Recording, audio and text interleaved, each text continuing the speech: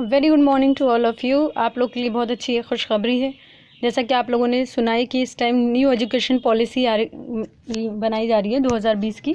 जो new education policy है वो इस टाइम बड़ी ट्रेंडिंग में है, क्योंकि उससे रिलेटेड बच्चों को बहुत सारी चीज़ों का कन्फ्यूज़न है कि क्या पता ये पॉलिसी हमारे लिए हेल्पफुल है कि हमारे लिए ये मुसीबत बना देगी। तो बहुत सारी चीज़ों में बच्चे इस टाइम कन्फ्यूज़ हैं कि ये क्या मतलब क्या चीज़ होती है।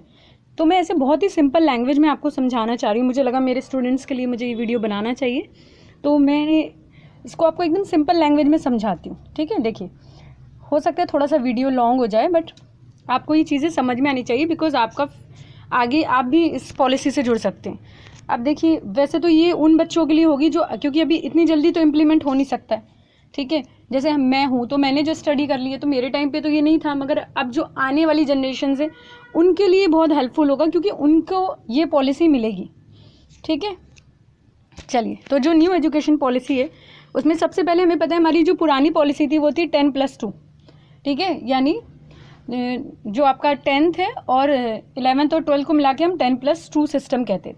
इसको ख़त्म कर दिया जाएगा। ठीक है, अब सिस्टम जो नया चलेगा उसको हम कैसे काउंट करेंगे? उसको हम करेंगे 5+3+3+4 फॉर्मेट। अब ये स्टार्ट होगा। ठीक है, अब इसमें होता क्या, ये क्या फॉर्मेट है, तो इसको समझते हैं। Exams are started at the age of 3 years। ठीक है, सबसे पहले बच्चे जो छोटी क्लासेस के होते हैं ना, उन लोगों के ऊपर कोई बोझ नहीं होगा एग्ज़ाम का, यानी वो 3 साल के जब तक नहीं हो जाते कोई एग्ज़ाम उनसे नहीं लिया जाएगा। ठीक है, 3 साल तक कोई एग्ज़ाम नहीं होगा उनका। बिफोर 3 year कोई एग्ज़ाम नहीं होने वाला। ठीक है, no pressure of exam up to 8 year। 8 साल तक, ठीक है, उनके ऊपर कोई प्रेशर नहीं होगा एग्ज़ाम का। ठीक है, exam will be start, exam कब तक होगा? देखिए, एग्ज़ाम विल स्टार्ट एट, कब होंगे उनके एग्ज़ाम स्टार्ट?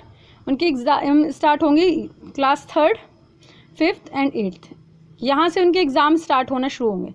ठीक है, ये मैंने बताया ना आपको, ग्रेड 3rd, तीसरी क्लास में जब वो पहुँचेंगे तो वो एग्ज़ाम देना फिर स्टार्ट करेंगे। यानी आपका वो जो आपका ये वाला पार्ट है, छोटी क्लासेस वाला पार्ट है, उसमें कोई एग्ज़ाम नहीं होने वाला। 3rd क्लास से वो एग्ज़ाम देना क्या करेंगे? स्टार्ट करें। दूसरी चीज़ क्या है? Board exam. पहली बहुत इंपॉर्टेंट चीज़, बोर्ड एग्ज़ाम कंटिन्यू हैं अभी भी। इसमें खुशखबरियों में ना बैठ जाएं कि हाँ भाई बोर्ड एग्ज़ाम कैंसिल हो जाएगा, बोर्ड एग्ज़ाम नहीं होगा। नहीं, ऐसा कुछ भी नहीं है। अभी तो कोई ऐसा इसके रिगार्डिंग कोई बात नहीं हुई है। अभी तो बोर्ड एग्ज़ाम को एज इट इज़ रखा गया, ये स्टिल कंटिन्यू है अभी। तो पढ़ते रहिए प्लीज़। बाकी जो इम्प्लीमेंट होगा, बाकी जो चीज़ें होंगी, देखिए कोई भी पॉलिसी आएगी ना तो उसे टाइम लगता है इम्प्लीमेंट होने में, थोड़ा वक्त लगता है, 1 साल 2 साल। ठीक है, तो ये आप लोगों पे तो लागू नहीं हो पाएगी। तो इसलिए आपके लिए ज़रूरी है कि आप अपनी स्टडी को कंटिन्यू करते रहे, और अगर कुछ भी होगा तो वो तो आपको पता चल जाएगा। दूसरी जो चीज़ है वो है मदर टंग। ठीक है, मदर टंग होगी medium of instruction. 5th class तक बच्चे को क्या करा जाएगा? उसकी मदर टंग में पढ़ाया जाएगा। जैसे क्या है, हिंदी, जैसे मैं ये वीडियो बना रही हूँ ना, तो ये वीडियो अगर मैंने एकदम प्रॉपर इंग्लिश में बनाया होता तो शायद आप लोगों को थोड़ा सा समझने में दिक्कत होती, क्योंकि हमें हमारी मदर टंग में हिंदी जो है उसको बेटर मतलब हिंदी में ज़्यादा बेटर समझ में आता है। तो जो जहाँ की मदर टंग है, ठीक है, जैसे जो जहाँ है, जिस स्टेट में, उस स्टेट की मदर टंग जो भी होगी, वहाँ ग्रेड 5 तक ये कहा जा रहा है कि उस बच्चों को उसकी मदर टंग में पढ़ाया जाए, क्योंकि बच्चे अपनी मदर टंग में ज़्यादा बेटर समझते हैं।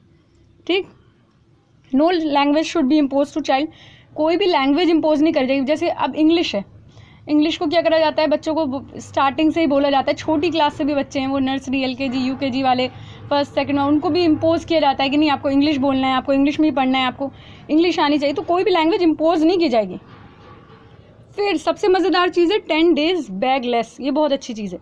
क्लास 6 से लेके 8 तक के, जो क्लास 6 से लेके 8 तक के होगा, उसमें क्या होगा? 8 क्लास तक 10 बैग लेस डे होंगे, यानी 10 दिन आपको बैग नहीं ले जाना, कोई ज़रूरत ही नहीं है बैग की।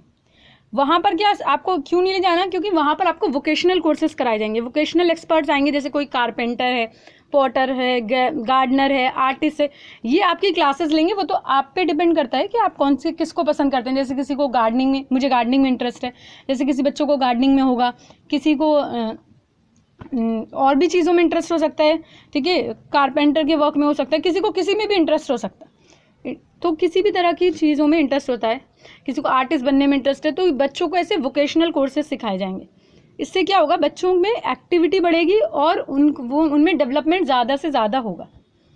उसके बाद 11 ईयर से लेके 14 ईयर्स तक आप नई एक्टिविटीज़ सीखेंगे, क्योंकि जाहिर सी बात है ये जो आपके 6 से 8 तक का टाइम है इसी में आप इस ईयर के अंदर आते हैं। बस नेक्स्ट पॉइंट क्या है, क्लासेस 9 to 12 यानी 9 से 12 तक जो है वो मल्टी डिसिप्लिनरी स्टडी होगी, यानी कि आप अपने सब्जेक्ट खुद चूज़ कर सकते हैं। ऐसे तो आप अभी भी चूज़ कर सकते हैं, मगर मसला क्या है कि अगर किसी बच्चे को फिज़िक्स पसंद, मतलब वो फिज़िक्स पढ़ना चाहता है बट उसे आर्ट्स में भी कोई सब्जेक्ट पसंद है, इकोनॉमिक्स पसंद है या फिर उसको हिस्ट्री पसंद है या कोई और सब्जेक्ट आर्ट्स से रिलेटेड भी कोई सब्जेक्ट पसंद है, तो वो पढ़ सकता है। उसकी विलिंगनेस है कि वो जो चाहे सब्जेक्ट चूज़ कर सकता है, ठीक है। जैसे किसी को बायो नहीं अच्छी लग रही या किसी को केमिस्ट्री नहीं अच्छी लग रही, ठीक है, तो वो क्या कर सकता है, वो फिजिक्स के साथ कोई और एडिशनल सब्जेक्ट ले सकता है, या फिर वो बायो के, किसी को बायो अच्छी लग रही है तो वो एडिशनल सब्जेक्ट ले सकता है। केमिस्ट्री है तो केमिस्ट्री के साथ कोई एडिशनल सब्जेक्ट ले सकता है, यानी अब आर्ट्स के सब्जेक्ट्स भी अब आप ले सकेंगे, ठीक है। आपको किसी में भी इंटरेस्ट हो, कोई भी स्ट्रीम हो, आप कोई से भी सब्जेक्ट्स को चूज़ कर सकते हैं, ये सबसे बढ़िया चीज़ है। उसके बाद आता है फॉरेन लैंग्वेज, बाहर की लैंग्वेजेस को स्कूल में इंट्रोड्यूस करा जाएगा, जैसे जर्मन, फ्रांस, स्पेनिश और ये सारी जो लैंग्वेजेस हैं बच्चों को स्कूल्स में सिखाई जाएंगी, ठीक है। तो ऑप्शन दिए जाएंगे बच्चों को कि आप जिस भी लैंग्वेज को सीखना चाहते हैं, क्योंकि ये भी ज़रूरी है। अगर हमें ये सारी लैंग्वेजेस भी आती हैं तो ये भी हमारी डेवलपमेंट में बहुत बड़ा रोल प्ले करती है, ठीक। चलो सबसे पहले अब हम समझते हैं इसको, ये तो मैंने आपको मेन पॉइंट्स बताए हैं, जो मेन पॉइंट्स अभी तक निकल कर आए हैं सारे नेशनल पॉलिसी से, नेशनल एजुकेशन पॉलिसी से जो निकल कर आए। बाकी देखिए अभी और क्या क्या होता रहता है वो तो पता चलता रहेगा, उस पर मैं और वीडियो बना दूंगी। तो फर्स्ट 5 ईयर जो हैं वो फाउंडेशन स्टेज रखें, ठीक है। 3 ईयर तो प्री प्राइमरी के हो गए, वो आपके वही वाले नर्सरी, LKG और UKG वाले, फिर plus class 1st and 2nd, तो ये तो 5 हो गया, 5 साल तो यहाँ हो गए।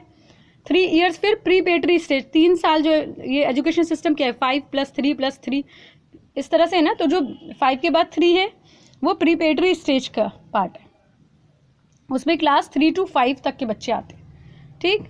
उसके बाद आता है लेटर 3 ईयर, मिडिल स्टेज है आपकी। उसके बाद है मिडिल स्टेज किसकी है, क्लास 6 से लेके 8 तक के बच्चे किस में आएंगे, मिडिल स्टेज में आएंगे। और फिर क्लास 9 से लेके 12 तक के बच्चे आएंगे सेकेंडरी स्टेज में, ठीक है। तो आई होप मैंने बहुत सिंपल लैंग्वेज यूज़ की है आपको समझाने के लिए, और आपको काफ़ी हद तक समझ में आया होगा, ठीक है। अगर मेरा वीडियो आपको पसंद आए तो please like, share and subscribe करिए मेरे चैनल को। Thank you.